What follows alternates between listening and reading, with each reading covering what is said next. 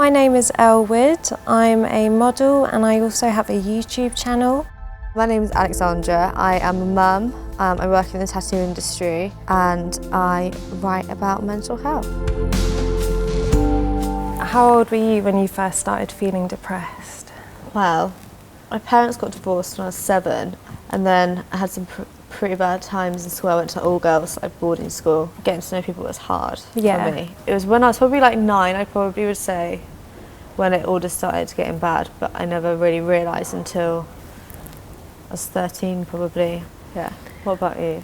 I was probably like 12. My parents divorced, so all of a sudden they were splitting up. I was moving house, I was moving schools. I was a teenager, so probably going through puberty, like the worst time ever, and I think it was just completely overwhelming. School was difficult. I didn't want to get out of bed. Like, my parents didn't know what to do with me. I had problems with drugs and like self-harm and just hanging about with the wrong people. Just feeling isolated and disconnected was like a huge part of depression for me, and just not feeling like I could talk to anyone and not really wanting to talk to anyone for a while as well. When my parents got divorced, I was so angry at everyone around me because no one would listen. Yeah. No one was like, sorry, tits mush. Like, are you okay? Yeah.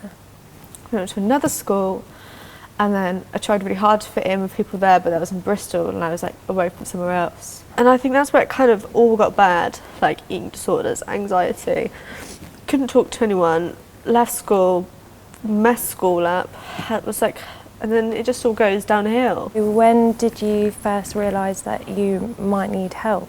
I remember being like 10 and being really angry. Like, I mean, not just like I'm angry. I mean, I would have like anxiety attacks to the point where I'd like scream and hurt myself, and it looked like like a tantrum, but I literally was trying to rip myself out of my own skin. And I think it wasn't until I was like 14, 15, I'd like tried to kill myself, and then my dad was like, you need to get help now. But when you're a teenager, you don't really think about actually getting help, like going to see someone, because unless someone talks to you about the fact there is help available, you don't know. Yeah, I mean, I feel like as a kid, when you're growing up and like going through puberty, it's like hard to talk about things anyway. Yeah. Like, you're constantly feeling like a bit embarrassed and you want to be cool with your friends. So talking about, you know, having those types of feelings makes you feel like a complete outsider, and you're just constantly kind of pretending everything is fine when evidently it's not. And the more you kind of repress those feelings, the worse things get. But eventually, like, my panic attacks got so bad and everything, just I felt so alone and even more isolated, that's when I tried to kill myself as well. So it's demobilizing, like it's something that just completely makes you feel unable to cope or do anything. All I wanted to do, like going through that time in my life, was fit in and be like everyone else. But the more I tried to be like everyone else, the more apparent it became that I just wasn't. You feel like worthless in that sense, that like you're not worth anything to anyone. Everything's going to go bad, like, at all times. It's like the end of the world every day. A part of coming to terms of depression is like not feeling guilty for like feeling this way. Yeah, you go to your friends and you feel like they're going to like get you out of the hole and pull you out. And but they can't do that. Yeah. Only you can do that. Were there any treatments or medications that you use that help you?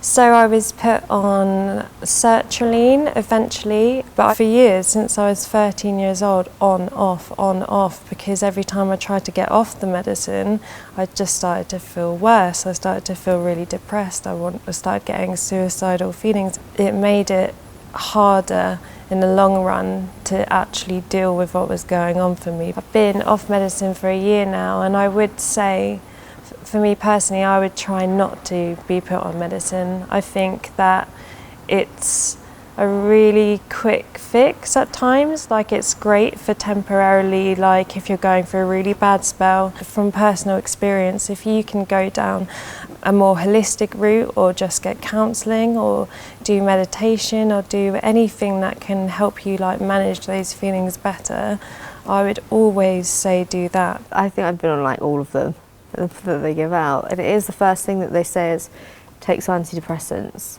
but it doesn't solve the root of the problems. No. But the wait for counselling, and the NHS is so over demanded for mental health services, and their services get cut, and there's like nothing left to help people. I think it's obviously important to realise that everyone is so different. So obviously it's like trial and error. Trial and error, and there are so many different kinds of ways that you could possibly help yourself, but it's just being aware of what they are. If counselling isn't for you, there's something else. Start exercising. Do you know what I mean? Like, it's not going to get rid of all, like, the traumas, but it's going to help you like boost your endorphins, and you're going to start to feel like maybe you can start to think about things more. Now you've been off of the medicine for a year, what's the most helpful to you? I feel depressed and anxious all the time. It's not something that just goes away. I just think it's something that you learn to kind of cope with and manage better. If you can find like one positive thing like every single day, even if it wasn't one of the best days, one thing, and go, do you know what, today I did this, or today I met that person and they were great, or I learnt this. Like, just focusing on one good thing a day. I actually stopped taking my medication last year. I got professional help. I was with the crisis team, and I just pretended to be super happy all the time. I mean, and stopped drinking, and I haven't drank since. Yeah.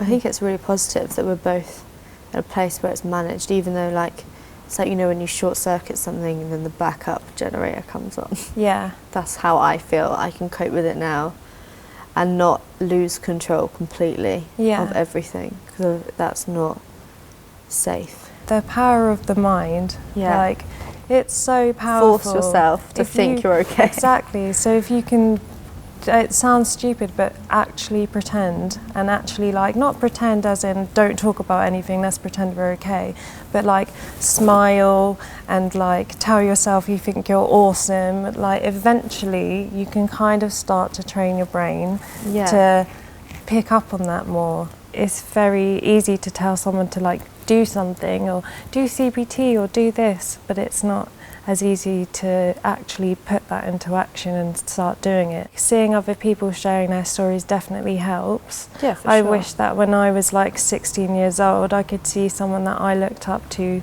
talking about it openly online, because being depressed makes you feel disconnected from people, it makes you feel completely alone. And so for me, now I'm like older and more comfortable with that part of myself, like I want to talk about it. If I didn't have a support network, I would be able to find someone like you or like me. Even if I didn't have the support, I could probably just message that person and be like, you've really helped me.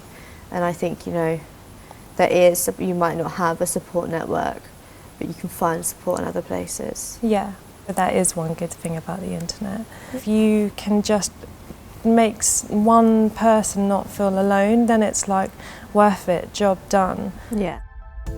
Thanks for watching. We hope you found this helpful.